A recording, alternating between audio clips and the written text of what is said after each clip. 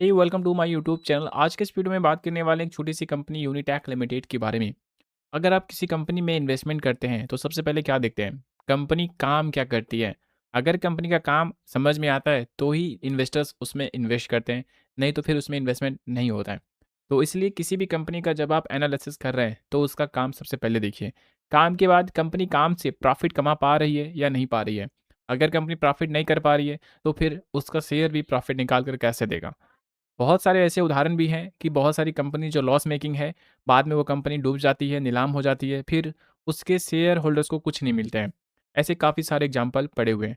तो इसलिए जब भी किसी कंपनी में निवेश कीजिए, इतना तो ज़रूर देखिए कि कंपनी हर क्वार्टर में, हर 3 महीने पे या हर साल कंपनी के प्रॉफिट बढ़ रहे हैं या नहीं बढ़ रहे हैं। ये देखना बहुत ज़्यादा ज़रूरी होता है। अगर कंपनी के प्रॉफिट बढ़ रहे हैं, तो सीधी-सी मतलब है कि कंपनी के शेयर भी अच्छा ग्रोथ करेगा, कंपनी का बिज़नेस भी ग्रोथ करेगा। ये सब देखना बहुत ज़्यादा ज़रूरी है। ये सारी चीज़ें देखने के बाद इसमें ये भी देखा जाता है कि कंपनी के कौन-कौन शेयर होल्डर्स हैं। यानी कि कंपनी लिस्टेड है मार्केट में, तो इसमें कौन-कौन इन्वेस्टर्स हैं जो कि इसमें शेयर खरीद कर अपने पास रखे हुए हैं। तो सब कुछ इसमें देखना चाहिए। और बैलेंस शीट इसका देखेंगे कि बैलेंस शीट में कंपनी के ऊपर कर्ज तो ज़्यादा नहीं है, कंपनी डेट तो ज़्यादा नहीं ले रखी है, कितने कंपनी के पास रिज़र्व है, ये सारी चीज़ें यहाँ पर देखना चाहिए। तो चलिए आगे बढ़ते हैं एंड सबसे पहले समझ लेते हैं कि कंपनी का काम क्या है, उसके बाद इसके पूरा डिटेल समझेंगे। देखिए, यूनिटेक की बात कर ले तो यूनिटेक लिमिटेड मुख्य रूप से भारत की एक प्रमुख रियल एस्टेट और निर्माण कंपनी है, जो आवासीय, वाणिज्य, आईटी पार्क, होटल, मॉल का निर्माण और विकास करती है। मतलब यही सब कंपनी काम करती है, रियल एस्टेट में कंपनी का बिज़नेस चल रहा है। यानी कि कंपनी का बिज़नेस आने वाला समय में काफ़ी अच्छा ग्रो कर सकता है, क्योंकि रियल एस्टेट में है और दुनिया में आवासीय यानी कि घरों, वाणिज्य, आईटी पार्क, होटल ये सब हमेशा बनता रहता है, मतलब कंपनी का बिज़नेस हमेशा चलता रहेगा। यह 1971 में स्थापित एक पुरानी कंपनी है, जो वर्तमान में गंभीर वित्तीय संकट से जूझ रही है। सुप्रीम कोर्ट के आदेशानुसार एक नया सरकारी बोर्ड द्वारा संचालित है। तो देखिए, इसमें कुछ इश्यूज़ भी देखने को मिल जा रहे हैं, पूरा डिटेल में आगे समझेंगे। तो यूनिटेक लिमिटेड का बिज़नेस समझ लिए, रियल एस्टेट में कंपनी का काम चल रहा है अभी। अब देखते हैं कि कंपनी कितना प्रॉफ़िट कर रही है। क्या कंपनी प्रॉफ़िट जनरेट कर पा रही है या नहीं कर पा रही है? कंपनी क्या लॉस कर रही है? इसमें समझते हैं। देखिए, कंपनी का यूनिटेक का सेल्स यहाँ पे दिया गया है। हर साल कंपनी कितना सेल कर रही है, वो आपको देखने को मिलेगा। सेल्स यहाँ पे आप देखेंगे तो कंपनी ने 322 करोड़ का सेल किया है मार्च 2025 में। एंड कंपनी के खर्चे की बात कर ले तो 734 करोड़ दिख रहा है। अब यहाँ पे एक बात समझिएगा, मार्च 2025 का है, मार्च 2026 का भी आएगा। तो 322 करोड़ कंपनी ने कमाया, खर्च कर दिया 734 करोड़। समझ गए, कंपनी लॉस में चली गई। आपने 500 रुपया कमाया, आपने 1000 रुपया कमाया, ठीक है? और आपने खर्च कर दिया कितना? 1200 रुपये। तो आप 200 में लॉस में चले गए। वही चीज़ यहाँ पे कंपनी के साथ हो रहा है। अगर ये बार-बार होगा तो आपका कर्ज बढ़ता जाएगा। और यहाँ देखिए, कंपनी ने कितना लॉस किया? 3178 करोड़ का। कंपनी ने इंटरेस्ट 2688 करोड़ दिया। अब ये कंपनी कहाँ से दिया? कंपनी ने रेवेन्यू से प्रॉफिट तो जनरेट किया ही नहीं, 400 करोड़ कंपनी लॉस में चली गई। और ऊपर से 2688 करोड़ कंपनी को ब्याज भी देने पड़ गए, जिस वजह से कंपनी का माइनस 3178 करोड़ हो जाता है। मतलब कंपनी लॉस मेकिंग है मार्च 2025 में। मार्च 2024 में 3800 करोड़ का लॉस किया है, मार्च 2023 में 3100 करोड़ का लॉस किया है। 1000 करोड़ यहाँ पे आप देख सकते हैं। मतलब हर साल कंपनी क्या कर रही है? लॉस कर रही है। अब ऐसी कंपनी, जो कंपनी लॉस कर रही हो, वह कंपनी कहाँ से ठीक है? कंपनी का बिजनेस ठीक है, कंपनी के रेवेन्यू ठीक-ठाक हो रहे हैं। लेकिन कंपनी क्या कर रही है कि हर क्वार्टर बहुत बड़ा-बड़ा लॉस कर रही है। 3-3 महीने पे देखा जाए, अगर 141 करोड़ कंपनी ने सेल किया, कंपनी ने प्रॉफ़िट कितना निकाला? 975 करोड़ माइनस। कंपनी 239 करोड़ अपने इनकम से माइनस ही कर गई। ऊपर से कंपनी के इंटरेस्ट 429 करोड़, जिस वजह से कंपनी के माइनस हो गए 975 करोड़। उससे पहले भी देखेंगे 739 करोड़, उससे पहले भी देखेंगे उतना ही है, 489, 717, 767। मतलब कंपनी हर क्वार्टर में लॉस ही कर रही है। तो दोस्तों, आप समझ सकते हो कि ऐसी कंपनी जो लॉस मेकिंग कंपनी हो, उस कंपनी से हमेशा दूर ही रहना चाहिए। अब इतना ज़्यादा कंपनी क्यों लॉस कर रही है? यहाँ देखिए, कंपनी के ऊपर कर्ज की बात किया जाए तो 7,431 करोड़ का कर्ज है कंपनी के ऊपर। बहुत बड़ा कंपनी के ऊपर कर्ज है। एंड रिजर्व कंपनी का माइनस में है, 8,538 करोड़ माइनस में रिजर्व है। तो बहुत बड़ा कर्ज यहाँ पे कंपनी के ऊपर है, 7,000 करोड़ का कर्ज है और इस कारण कंपनी को ब्याज यहाँ पे ज़्यादा देना पड़ रहा है। एंड यहाँ पे देखिए, कंपनी का नाम आपको देखने को मिल जाएँगे। आज कंपनी प्रॉफ़िट में चल रहा है एंड उससे पहले देखेंगे तो कंपनी बीच-बीच में बहुत ज़्यादा ऊपर चढ़ जाता है, उसके बाद बहुत ज़्यादा गिरता रहता है, गिरता रहता है। यानी कि कंपनी बहुत अच्छा प्रॉफ़िट भी निकाल कर दिया हुआ है। ₹18 तक शेयर एक समय पे चला गया था। 2 फरवरी 2024 को। उसके बाद देखिए कि शेयर में गिरावट बहुत ज़्यादा हुआ है एंड आप देख सकते हो 10 साल का अगर चार्ट पैटर्न देखेंगे इसका, तो शेयर में क्या हो रहा है कि बहुत नीचे कारोबार करता है ₹1 के पास और ये ₹18 के पास पहुँच जाता है। समझ सकते हो कि शेयर ₹1 से ₹18 पहुँच जाता है, फिर उसके बाद यहाँ से गिरता जा रहा है, गिरता जा रहा है। मतलब क्या है कि इसमें बहुत ज़्यादा ऑपरेटर्स भी एक्टिव रहते हैं, बड़े इन्वेस्टर्स जो प्रॉफिट लेकर निकल जाते हैं। 1200 करोड़ कंपनी का मार्केट कैप है, बस 1200 करोड़ कंपनी का मार्केट कैप है, बाकी सब यहाँ पे कंपनी का खराब है। 1200 करोड़ में 7400 करोड़ कंपनी के ऊपर कर्ज है। तो समझ रहे हैं कंपनी कितना ज़्यादा लॉस में बनी हुई है। 1200 करोड़ का मार्केट कैप और कंपनी की वैल्यू 1200 करोड़ है, ऊपर से कंपनी 7400 करोड़ लॉस में है।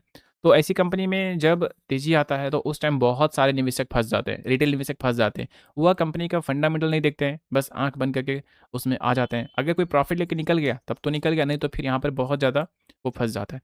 तो इसलिए हमेशा कंपनी के फंडामेंटल को देख कर ही आना चाहिए। अगर बाय चांस फँस भी जाता है तो बाद में अच्छा रिकवर भी हो जाता है। अच्छा फंडामेंटल रहेगा तभी, नहीं तो फिर बहुत ज़्यादा टाइम इसमें लगता है दोस्तों। तो आप यहाँ पर समझ गए कि कंपनी लॉस मेकिंग है, कंपनी के बैलेंस शीट में दम नहीं है। आखिर इतना बड़ा लॉसेस कंपनी क्यों करती है? देखिए, कंपनी में कुछ समस्याएँ हैं जो अभी बहुत बड़ा इश्यू बना हुआ है। अधूरे प्रोजेक्ट्स, हज़ारों घर खरीदारों, करीब 12,000 प्लस को अभी तक उनके फ्लैट नहीं मिले, जिसके कारण कंपनी पर भारी कानूनी दबाव है। तो 12,000 से प्लस घर खरीदार हैं, जिन्हें फ्लैट अभी तक उन्हें नहीं मिला है। तो समझ सकते हो यहाँ पर जिन्होंने पैसा दिया होगा एडवांस, उनका पैसा यहाँ पे लॉस में जाता हुआ दिख रहा है। भारी कर्ज और घाटा, कंपनी तकनीकी रूप से दिवालिया हो चुकी है। मार्च 2025 तक कंपनी की कुल देनदारी करीब 33,999 करोड़ थी, जबकि संपत्तियां बहुत कम है। सितंबर 2025 की तिमाही में भी कंपनी को करोड़ों का भारी घाटा हुआ है। अब देखो यहाँ पर ऐसी कंपनी में जो भी इन्वेस्टर्स इन्वेस्ट कर रहा होगा, वो कभी न कभी बहुत बड़ा लॉसेस में आ ही जाता है। तो इसलिए ऐसी कंपनी में सावधान रहना चाहिए। कंपनी तकनीक रूप से दिवालिया हो चुकी है और अगर इतना बड़ा लॉस हो चुका है, फिर भी इसमें कारोबार देखने को मिलते हैं। फिर भी आप देख सकते हो कि शेयर में ट्रेडिंग हो रहा है, लोग खरीद रहे हैं, बेच रहे हैं। तो ऐसी कंपनी में जब वो फँस जाएँगे, फिर कहेंगे कि शेयर मार्केट ही खराब है। तो समझ सकते हैं ना? इन्वेस्टमेंट कीजिए लेकिन चेक करके, जाँच-पड़ताल करके। कंपनी क्या कर रही है? कंपनी के ऊपर कोई प्रॉब्लम तो नहीं है? कंपनी के नेगेटिव कैश फ्लो हो चुके हैं। कंपनी का कैश फ्लो नकारात्मक है, यानी उसके पास रोज़मर्रा के काम, निर्माण पूरा करने के लिए पैसे नहीं हैं। तो कंपनी का बिज़नेस चल कैसे रहा है? जब कंपनी के पास पैसे नहीं है तो बिज़नेस चल कैसे रहा है? तो समझ सकते हो यहाँ पर कितना बड़ा इश्यू यहाँ पे बना हुआ है। अब देखिए कि कुछ कानूनी उलझनें भी है, कंपनी के पूर्व प्रमोटर पर धोखाधड़ी और फंड के गलत इस्तेमाल के आरोप भी हैं। तो इस तरह की मार्केट में भी होता रहता है, तो इसलिए हमेशा अच्छी कंपनी में, विश्वास वाली कंपनी में इन्वेस्ट करना चाहिए। ये सारे जो प्रॉब्लम्स हैं, अभी यहाँ पर कंपनी को सरकार मैनेज कर रहा है। यहाँ पर आप देखिए, सरकार कंपनी को खुद नहीं चला रही है, लेकिन सुप्रीम कोर्ट के आदेश पर वह इसे मैनेज कर रही है। बोर्ड का नियंत्रण, जनवरी 2020 में सुप्रीम कोर्ट के आदेश के बाद केंद्र सरकार ने यूनिटेक के पुराने बोर्ड को हटाकर अपना नया बोर्ड नियुक्त किया था 2020 में। सरकारी बोर्ड का लक्ष्य, सरकार द्वारा नियुक्त इस बोर्ड, जिसके चेयरमैन रिटायर्ड आईएएस अधिकारी युद्धवीर सिंह मलिक है, का मुख्य काम संपत्तियों को बेचकर फंड जुटाना, रुके हुए प्रोजेक्ट को पूरा करके घर खरीदारों को फ्लैट देना है। अब यहाँ पे आप समझ सकते हैं कि जो यहाँ पे काम हो रहा है, सरकारी बोर्ड का जो लक्ष्य है, जो भी संपत्ति है कंपनी के पास उसे बेचकर, मुख्य काम संपत्ति को बेचकर फंड जुटाना। कंपनी क्या करेगी, फंड को जुटाएगी संपत्ति को बेचकर, और जो भी रुके हुए प्रोजेक्ट है उसको पूरा करके जो फ्लैट खरीदार हैं उनको देना। तो मतलब कंपनी का यहाँ पे पूरा खत्म ही कहानी है, आप समझ रहे हैं यहाँ पर। ताज़ा अपडेट, सरकार ने वर्तमान में चेयरमैन का कार्यकाल जुलाई 2026 तक बढ़ा दिया है, ताकि चल रहे सुधार कार्यों में निरंतरता बनी रहे। तो सरकार यहाँ पे अपनी तरफ से पूरा कोशिश कर रहा है कि कंपनी सब कुछ ठीक हो जाए, लेकिन बहुत बड़ा लॉसेस हो रहा है। कंपनी के पास पैसे नहीं है। सरकार देखिए कि यहाँ पर कंपनी के जो एसेट है उसे बेचकर काम कर रही है। तो ऐसी कंपनी में कारोबार देखने को मिल रहा है, ट्रेडिंग हो रहा है, तो कहीं न कहीं ऐसी कंपनी में सावधान रहना चाहिए। मुझे लगता है कि आप बहुत कुछ यहाँ पर सीखे होंगे, तो इसलिए इसी प्रकार से रिसर्च कीजिए किसी भी कंपनी में निवेश करने से पहले। तो पूरा डिटेल में मैंने यहाँ पे आपके साथ अपडेट को शेयर किया। आई होप कि आपको पसंद आए होंगे। देखिए, प्रमोटर्स की बात कर ले 5.14%, एफआईडीआई की बात कर ले तो 1% 0.48% एंड पब्लिक की बात कर ले 93.37% बना हुआ है। तो सारा माल अभी पब्लिक के पास है, बाकी यहाँ पे कोई भी नहीं है। मैनेजमेंट में सरकारी मैनेजमेंट यहाँ पर बना हुआ है, बाकी पुराने मैनेजमेंट को हटा दिया गया है। तो काम अभी यहाँ पे एसेट बेचकर किया जा रहा है, जो घर खरीदार है उसे उनका पैसा दिया जा रहा है या घर उनको दिया जा रहा है। तो इस कंपनी में काम नहीं हो रहा है, बल्कि काम कंपनी के अंदर जो एसेट है उसे बेचकर जिसका पैसा बाकी है या जो घर खरीदार है उन्हें दिया जा रहा है। दोस्तों, कमेंट बॉक्स में एक छोटा सा कमेंट जरूर करें एंड ऐसी कंपनी में इन्वेस्ट करने से पहले सावधान रहें। जाते-जाते एक बात बता दूँ कि जब भी किसी कंपनी में निवेश करें, रिसर्च बहुत ज़्यादा करें। दूसरा पॉइंट, लोन लेकर कभी भी पैसा मार्केट में ना लगाएँ। तीसरा पॉइंट, बैंक का सारा पैसा मार्केट में ना लगाएँ। चौथा पॉइंट, एक ही कंपनी में सारा पैसा ना लगा दें। एंड पाँचवाँ पॉइंट, देखिए, जब भी पैसा इन्वेस्ट कीजिए डाइवर्सिफ़िकेशन में रखिए। पैसा को एक जगह पर नहीं लगाना है। 5-6 कंपनी में लगाइए, डाइवर्सिफ़िकेशन कर रखिए। और छठा पॉइंट याद रखिएगा, किसी एक सेक्टर में पैसा ना लगा दें। यानी कि मान लीजिए आईटी सेक्टर में अगर आप पैसा लगा रहे हैं, तो आईटी सेक्टर की दूसरी कंपनी में, तीसरी कंपनी में ना लगा दें। सेक्टर भी चेंज करें। तो ये सारे चीज़ें याद रखिए, मार्केट में आप हमेशा जीतेंगे। तो थैंक यू सो मच, मिलते हैं नेक्स्ट वीडियो पे। अगर आपको वीडियो पसंद आया तो लाइक कीजिए, छोटा-सा कमेंट कीजिए और ज्वाइन का बटन है तो ज्वाइन भी कर लीजिए। Thank you.